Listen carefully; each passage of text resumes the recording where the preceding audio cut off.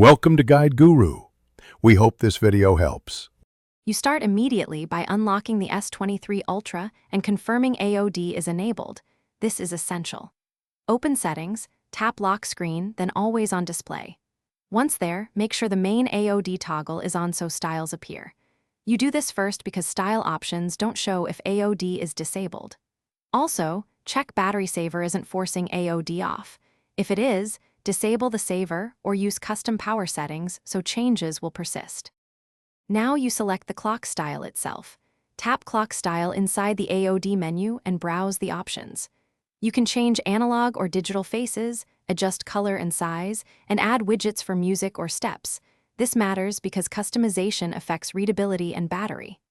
Once you pick one, press Apply to preview it on the lock screen and Always on Display.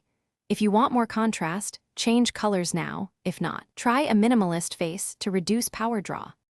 Finish by saving your choice and locking the phone to confirm the new AOD clock appears. If you don't see it immediately, make sure to wait a few seconds. AOD can delay a moment.